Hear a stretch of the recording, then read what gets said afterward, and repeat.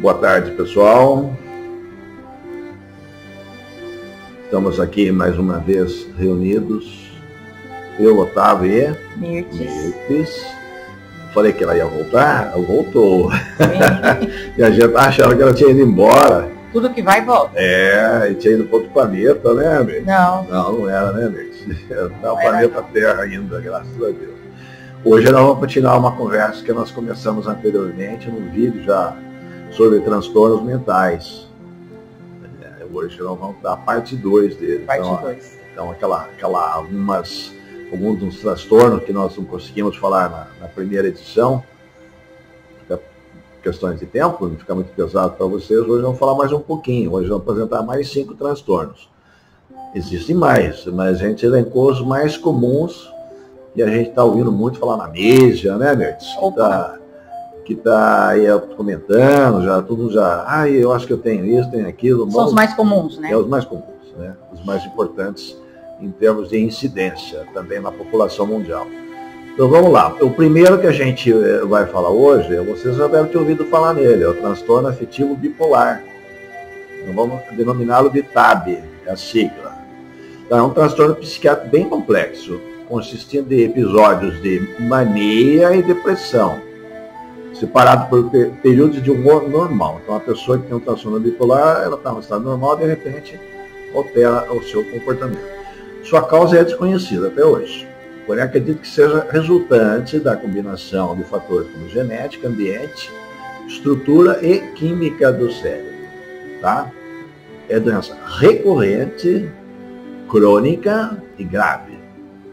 Apresenta várias comorbidades e aumenta o risco de suicídio. Muito interessante, né? Sim, ela é associada, né? É associada ao suicídio. Sendo também muito prejudicial ao desenvolvimento social do indivíduo e profissional do paciente. Segundo a OMS, a Organização Mundial de Saúde, é a 6ª causa de incapacidade e a 3ª entre as doenças mentais.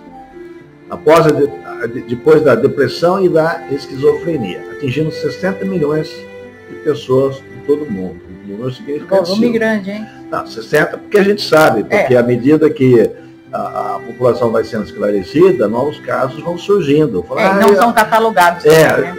Ele tem isso daí, então vai lá, vamos ver o que ele tem. Vai lá, é o bipolar. Então, o quadro, vamos lá, como é que a gente analisa? Sintomas de euforia, humor elevado ou irritado, excesso de atividade, pressão de fala, autoestima inflada e uma menor atividade do sono. Nos períodos depressivos ocorre a falta de energia e motivação, além da perda de interesse das atividades no dia a dia. Fica desanimado. Os episódios de alteração do humor podem durar dias ou meses e também está associado a pensamentos suicidas. Existe mais de um tipo de TAB, não é só um, de transtorno que a gente está comentando aqui. O tipo 1, por exemplo, apresenta o bipolar, né? O tipo 1 apresenta períodos de mania de uns 7 dias e fase de humor deprimido, que duram de 2 semanas a vários meses. O quadro pode agravar e exigir internação hospitalar. O tipo 2 tem alternância entre episódios de depressão e os de hipomania, que é um estado mais leve de euforia, excitação, otimismo e às vezes também de agressividade. Tratamento psicológico para esses casos, que a gente conhece na medicina. Medicações específicas com uso regular e psicoterapia, os dois associados. Mas, do ponto de vista espiritual, da psicogênese espiritual, como é que a gente enxerga o transtorno bipolar? É um espírito que traz em sua consciência demasiado desequilíbrio que se manifesta nesse distúrbio. A perturbação reside no perispírito, a sede das emoções. Nem sempre a cura é integral, uma vez que a desordem mental é originária de uma profunda culpa estabelecida no perispírito. Vem à tona a partir dos 14 anos de idade. Fatores hereditários também contribuem e o ambiente também pode agravar ou melhorar a situação, atenuando a situação, depende do ambiente que cada pessoa vive. Saber que não está no caminho certo provoca intenso desequilíbrio de humor do indivíduo que tem esse sintoma, bipolaridade. trazendo prejuízo nas relações com as pessoas ao seu redor, em si mesmo. Vou traduzindo, é um inferno, né? A vida de quem tem e de quem está ao redor dele fica extremamente perturbada. Ele é naturalmente perturbado, viu, Mendes? Família, tudo amigos de trabalho, tudo. Que geralmente são pessoas que trabalham, são pessoas que são cultas, estudadas, têm profissões. Sim. Eu mesmo trabalhei com vários. Eles ficavam afastados por meses, às vezes, quando entravam em crise. É difícil de lidar. Então, esse humor desequilibrado que essas pessoas têm e manifestações da resistência psíquica e não cumprir processos reencarnatórios, tá? Não quer cumprir, agrava o transtorno bipolar. Você diz. Transtorno de personalidade narcisista. Foi Quem por, já não ouviu falar? Acaso, viu, por acaso, né? Você, né? Bom, a gente vai falar da psicogênese psiquiátrica, né? Ocorrente mais em homens do que em mulheres. Olha, eu tô livre. A vulnerabilidade à autoestima torna os indivíduos muito mais sensíveis às críticas ou à derrota. Ele não aceita a derrota ou a crítica. Embora não apresente de forma direta, a crítica pode assustá-lo, deixando nele sentimento de humilhação, degradação, vácuo e vazio. Reage com desdém ao ataque desafiador ou assumir uma aparência de humildade para mascarar e proteger o sentimento de grandiosidade, podendo levá-los ao retraimento social. Quer dizer, ele tenta se mascarar, né? Como se aquilo não tivesse importância nenhuma, mas ele sofre por dentro. Embora confiantes e ambiciosos, chegando a grandes conquistas, eles são afetados pelas críticas e derrotas, tornando-os com amedrontados em arriscar em situações mais difíceis. O narcisismo pode ser comum aos adolescentes, não indicando que irão se tornar adultos com essa patologia. Indícios assim podem ter dificuldades na adaptação ao surgimento de limitações físicas e especialmente inerentes ao processo do envelhecimento. Pensa uma pessoa que se acha o top do top. Narciso.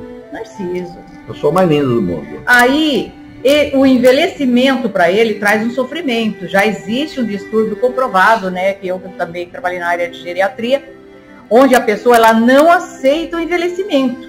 Então, ela começa a ter um comportamento de adolescente, quando ela está lá após seus 60 anos. Aí a pessoa fala assim, nossa, mas essa mulher não se enxerga, ela é ridícula. Eu já ouvi falar. E ela quer se vestir como uma menina e ela age como uma menina. E a pessoa fala assim, pô, o que está acontecendo? Será que ela está... Não. Ela não quer assumir quem ela é de fato. A idade dela. A idade dela. Então, remete lá ao passado, à juventude. Exatamente. Olha que interessante, né? E é difícil, hein? Porque a pessoa não aceita. Não. Psicogênese espiritual atinge um grande número de pessoas no mundo, sendo que a maior parte não sabe que o apresenta. Então, tem muita gente que tem alguma coisa dessa síndrome, né? Que nem sabe que tem. É muita gente. As pessoas que convivem com esses portadores não compreendem o que está acontecendo. A origem espiritual também vem do pretérito. O espírito sente enorme culpa por seus erros, mas quando reencarna não os admite. Adota uma postura orgulhosa que acaba travando o seu progresso espiritual e dos que o cercam. Para que sua dor não seja exposta, o indivíduo busca o escape dos aplausos. Ele precisa de plateia para se sentir feliz, para se sentir no auge. Isso para ele traz uma sensação boa, né? Uma valorização maior. Ele tem a necessidade de se apresentar como uma pessoa diferente da que possui, para atrair o afeto de todos que o cercam. Olha, você criar uma fantasia. Vou usar um termo que está na gíria atual. Ele precisa causar. Ele tem que chegar causando. Vai chegar causando no ambiente. Se ele não chamar atenção, ele não vai se sentir bem. Em frustração. Entra. Ser o centro das atenções e publicamente festejado torna a sua ferida emocional menos dolorosa, ainda que seja uma ilusão. Quando assume aspectos de perversidade, a sua situação pode se agravar. Nesse ponto, além das palmas e reverência, o indivíduo tem a necessidade imatura de de diminuir as pessoas ao seu redor para ficar em uma situação confortável.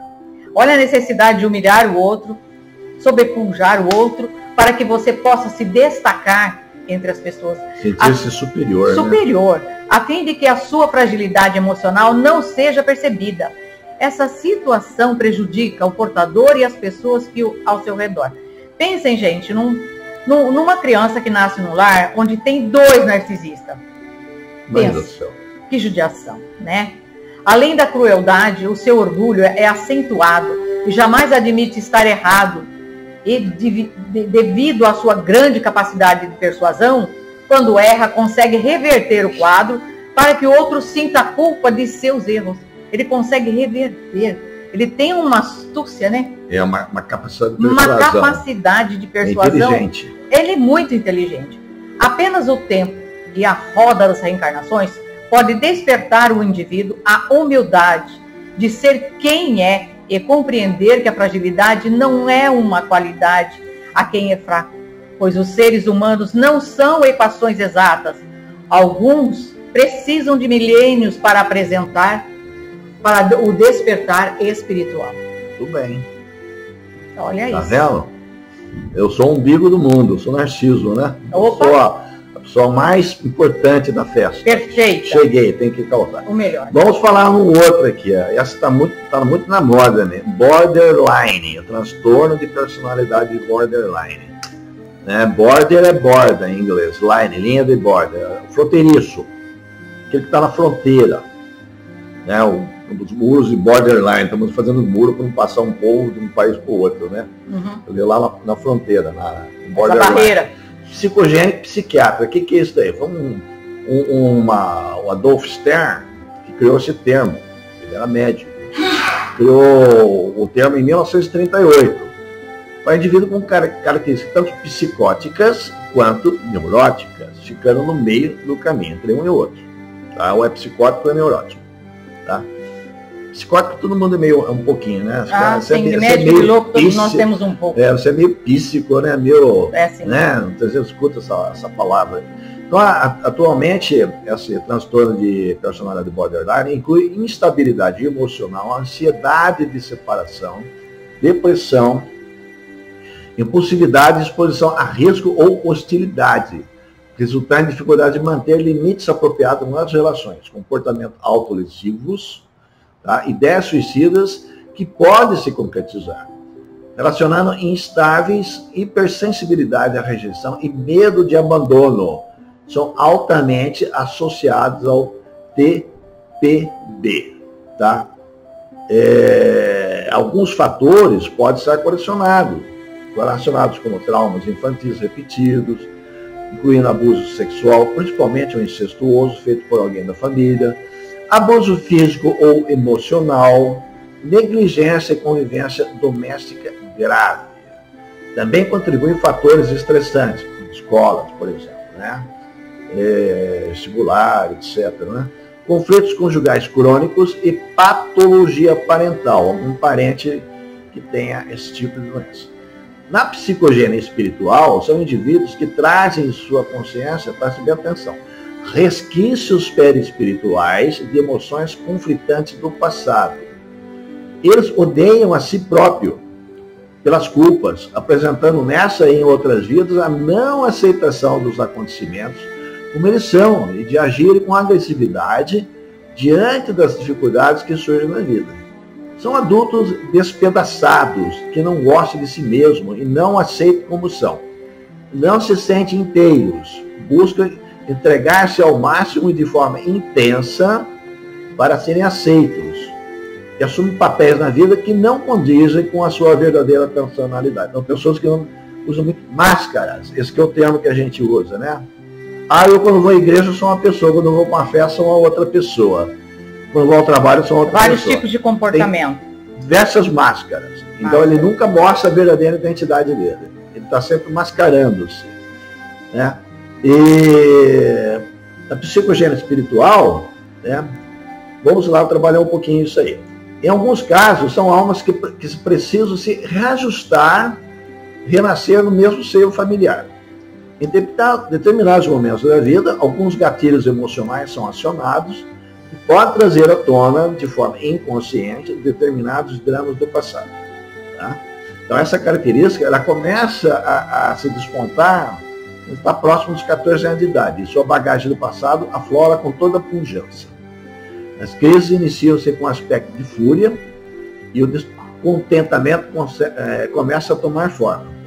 É bastante comum no planeta esse processo de não perdão dos fatos cometidos. A pessoa não se auto-perdoa. Ninguém evolui se não se auto-perdoar. Mas você viu que todos eles que nós falamos até agora, todos eles estão relacionados à culpa. A falta do auto-perdão. Isso. Auto-perdão. Todos vêm de trás. Inclusive na aula anterior. Então a gente vai voltar a falar isso. O amar ao próximo é um conceito que pode estar equivocado. Vamos analisar bem isso daí. Pois, segundo Jesus, devemos amar ao próximo como a si mesmo. Ora, se você não se ama, como é que você vai amar o próximo? Nós damos o que temos. Se o que temos é ruim, então daremos coisas ruins ao próximo. Ponto final. Né? Não tem que se discutir isso daí. Não tem. Então é fundamental amar-se e se auto-perdoar para prosseguir com a evolução espiritual. Quando a pessoa pratica o auto-amor e tem compaixão de si própria, ela precisa ter compaixão de si também. Ela passa a ter a posse de si, consegue manejar a raiva e ressignificar suas perspectivas de vida, na sua vida. Outra forma seria o autoconhecimento, tratando de si próprio com amor, carinho, autocarinho, e não buscar os culpados por possíveis abusos físicos do passado, fechando os ciclos que machucam e construir uma nova trajetória. É bem necessário entender que todos têm raiva e precisamos aceitá-la como um espírito em evolução e abrigar com gentileza essa emoção. A raiva é um sentimento normal na pessoa. Nós não somos perfeitos. É um sentimento de defesa, é um sentimento que vem da origem animal. Vem lá de trás, né? Ela é importante para a nossa sobrevivência. Só que nós somos seres racionais. A gente não pode ficar com esse sentimento animal e deixar que ele persista, que ele domine a sua consciência. É isso que não pode existir. Então é importante que você se auto-perdoe, que você perdoe as pessoas. Mas vamos falar um pouquinho mais disso aí lá para frente. Vai. Bom, agora nós vamos falar sobre o transtorno autista, né? Do aspecto autista. Está na moda, né? Está na moda. Psicogênese psiquiatra. Há consenso que o autista é decorrente de disfunção do sistema nervoso central, que levam à desordem no padrão do desenvolvimento da criança. Crianças apresentam problemas de comportamento muitas vezes severos, tais como hiperatividade, dificuldade de prestar ou manter a atenção hiperseletiva e impulsividade.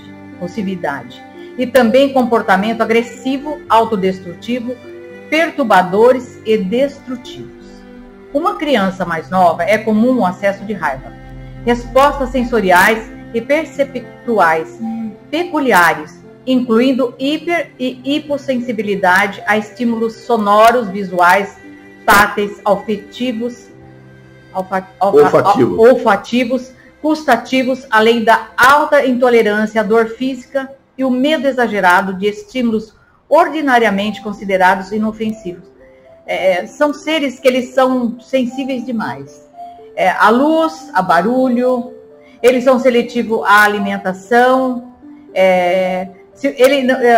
ele tem dificuldade de socialização, ele se isola no mundo particular, como se ele se recolhesse para dentro de si mesmo. É difícil conviver com autista, mas existe uma ilha, né? Mas existe níveis de autismo. Já o estudo já vem evoluindo, que não existe só um tipo, existe vários, desde o mais leve até o mais grave, né? Surgem também problemas gastrointestinais, intolerância a alimentares, além de problemas do sono e a alimentação, dieta hiperseletiva. Não é tudo que eles aceitam comer. É muito difícil você cuidar de uma criança autista quando pequena. Porque ela rejeita certas coisas que ela come, ela passa mal. Até você aprender a lidar com essa situação é bem complicado. A psicogênese espiritual. Vamos ver o que a espiritualidade tem para nos passar sobre esses seres autistas, né?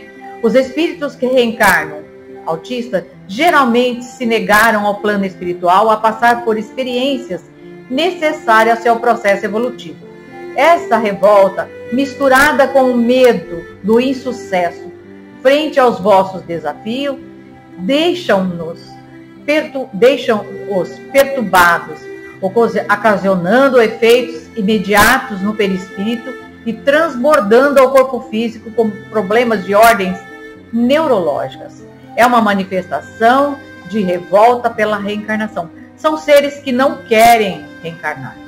Não aceitam. Eles não aceitam, porque eles sabem que tem erro, mas eles não querem admitir.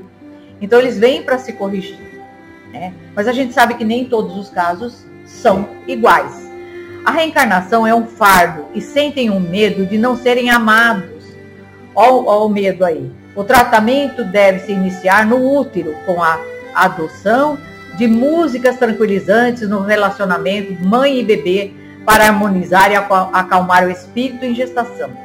O diálogo com o bebê também é fundamental para que ele se sinta acolhido antes de rever o mundo material.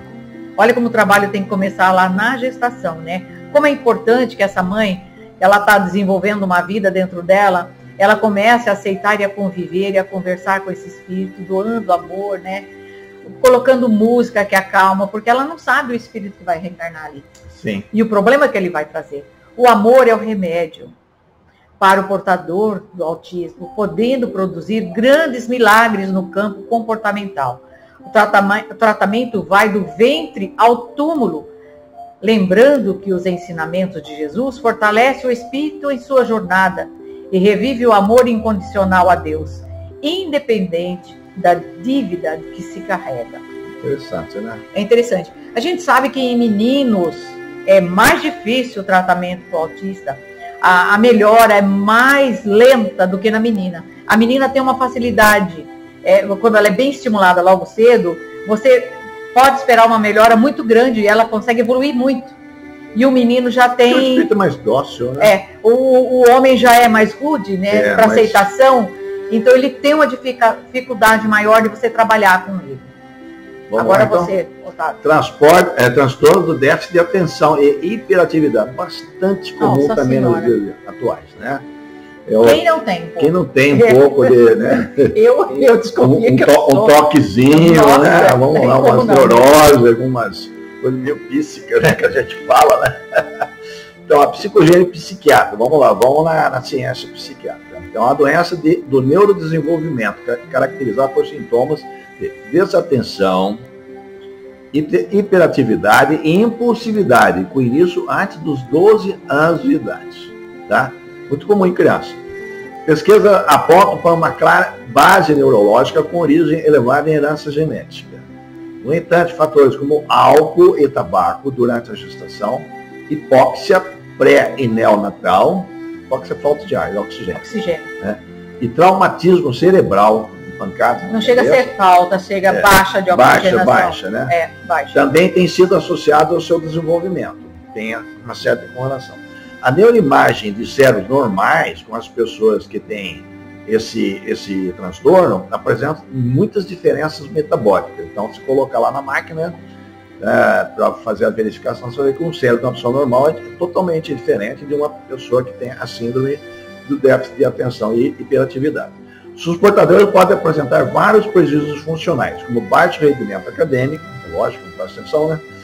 Maior dificuldade no trabalho, não consegue se concentrar, perde o foco, ansiedade e depressão em relações interpessoais conflitantes. Começa a brigar com todo mundo. Tá? Ele não aceita as pessoas, ele sabe que ele tem problema, que ele tem dificuldade e começa a criar conflito com as pessoas. É porque todo mundo chama atenção. Chama atenção. Porque ele é desligado. O que acontece? Quando eu era criança, eu lembro, essa criança é encapetada. Essa criança não para um minuto. Isso. Não era assim que se falava? Endemoniada. Endemoniada. Então, hoje a gente sabe que é a tal da hiperatividade. Hoje ela tem um nome. Eu era hiperativo. Eu também era. Era um capeta, né? Vamos lá. Mas com o tempo melhorei, né? A gente vai melhorando, acho né? Que sim, né? A gente acha que sim. Psicogênese espiritual. No mundo espiritual, esses espíritos, em parceria com seus mentores, solicitam que a sua inteligência seja restrita, seja reduzida, para que os caminhos que o desvirtuaram do amor sejam refeitos. Assim, o que é um transtorno e uma bênção para os espíritos que buscam desenvolver o campo do sentimento. Na verdade, é uma bênção essa doença. Aliás, todas as doenças são bênçãos, né? Se Sim, a gente analisar para a evolução, do ponto positivo e evolutivo, é uma bênção. A inteligência parece adormecida na alma, ao passo que as frustrações e angústias assomam. Quando o espírito busca colocar em ação os seus conhecimentos pretéritos, encontra dificuldades em manifestá-los, resultando em apatia e ansiedade acentuados. Mesmo com rendimento escolar baixo, seus portadores são dotados de grande inteligência e visão do mundo diferenciada. São dificuldades que estão no campo das disciplinas exatas, onde eles têm a maior dificuldade, exigindo racionalidade que neles é escassa.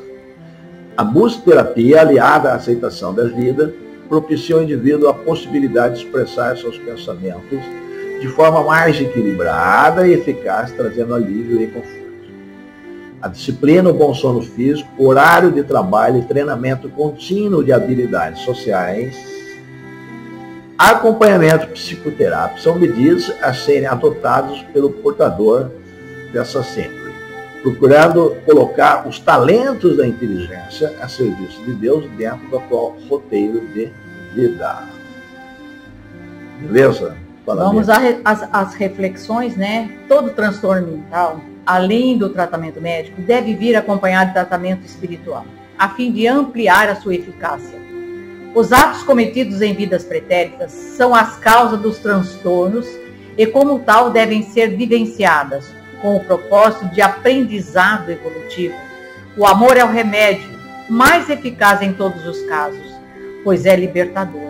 A prática do amor e da caridade são ferramentas imprescindíveis para o tratamento. Fora desse caminho, a dor aumenta. Amar-se e perdoar-se é fundamental em todos os processos de todos os transtornos. Olha lá. Exatamente. O engraçado mesmo é que todas essas doenças vêm do pretérito. Sim. Do passado nosso. Do passado. E elas vêm nós somos, aqui a gente sempre fala no Espírito, nós somos consequência de vidas passadas, das coisas boas e também das falhas que cometemos. Então Deus nos dá essa grande oportunidade de a gente voltar aqui para ter uma vida nova e reaprender e entrar numa escala de crescimento espiritual, de evolução. E é um processo lento, digamos. É lento. É bem lento. É lento. Quanto tempo leva um espírito para poder se libertar dessas mazelas do passado, né? Que ele traz, ele vem carregando por várias existências. Muito bem. Aí você fala, mas isso aí não tem cura. Algumas delas não tem, mas pode ser amenizado. Mas a pessoa precisa tentar. E nós, que não somos portadores desses transtornos, nós temos a obrigação moral, através da nossa caridade, de auxiliar esses irmãos que sofrem dessa forma. Temos paciência. Alguém vai dizer, deixa que sofra, ele merece. Não, tudo bem, isso que decide é Deus. Mas Deus também quer que você trabalhe em prol dele, porque você passa a ser exemplo, e ele passa a olhar você como referência. Exatamente. Tá? Você é a referência dele. Olha como a Mirtz é boa para mim, eu sempre gostei da Mirtz. Eu não gosto do resto, mas da Mirtz eu gosto. Porque a Mirtz é boa para ele. Então o que ele veio com a Mirtz? Aprendizado. A Mirtz, de certa forma, é uma espécie de professora dele. Professor da vida. É o exemplo, né? É o exemplo. É a melhor forma de ensinar através do exemplo, que é a didática do Cristo. Né? Através do exemplo dele, ele ensinou muitas coisas. Então a pessoa tem que sempre levar isso em consideração. Então voltamos. Vidas pretéritas, tá? Nada é por acaso. As doenças vêm do espírito. Jesus já falou isso. O amor é fundamental para se curar em todos eles. Amor, auto-perdão e amor das pessoas com as quais ele convive. Então isso é necessário, não tem outro caminho, gente. Não adianta ficar se entupindo de droga, não. Você vai ficar dopado. Se fica dopado, passa o efeito da droga, volta toda a problemática de novo. Precisa ter o acompanhamento espiritual, religioso, tá? não precisa ser espírita, mas é bom que você tenha um acompanhamento religioso e na prática, né, do bem e da caridade, porque aí você vai buscar um caminho de melhoria. Em alguns casos tem até sucessos bem grandes, né, Emerson? Tem. Que a gente vê aí em casos que já se aconteceram, né? Sim. Fala mais uma coisa? Eu acho que está completo, eu Tá acho bom. que a gente conseguiu. E a gente trabalhar o auto-perdão, porque a gente viu que a culpa, em todos eles, ela foi marcante. A culpa. E o medo. E o medo, eu não vou conseguir. Porque a gente fala das energias que a gente cria com esses sentimentos, né? Negativismo, Então, né? a gente tem que aprender a se libertar. Nós erramos, nós não somos perfeitos. Eu me sinto culpada? Sim, eu sou responsável. Culpa na espiritualidade é um termo até pesado demais. Vamos dizer responsabilidade, eu sou responsável. Mas eu posso fazer diferente, eu tenho que aprender com meus erros. Porque eu não sou perfeita, eu vim aqui para aprender. E a gente tem que aprender, tem que se reeducar, refazer o caminho de onde nós paramos para sermos melhores. Que a gente seja hoje melhor do que foi ontem e amanhã muito melhor do que é hoje. Não? Isso que é importante. Tá bom. Chega. Acho que deu, né? Eu acho que a gente conseguiu concluir a ideia aqui e ficou bem explicado. E futuramente eu te falta falar dos mecanismos spoiler. O que a gente vai falar? De tratamento, né? Para tratar melhor essas doenças. Eu vou voltar mais isso para o ano que vem. O spoiler que a gente tem para... A gente vai falar sobre... Não é ovo de Páscoa, né? Não. Não? Isso, não. Mas tem a ver com ovo, né? Não é. Já foi. Qual que é, então? A vingança ou a justiça? A justiça divina. O que é a vingança? O que é justiça? Porque nós fazemos uma confusão muito grande. Porque nós temos o nosso senso de justiça. Mas existe a justiça divina. Verdade. E aí? Então a gente vai falar sobre esse assunto. Tá certo. Que é muito interessante a gente entender. Voltaremos. Semana que vem a gente está de volta com esse assunto. Tá bom. Deus abençoe a família e a vida de todos vocês. Paz e bem a todos.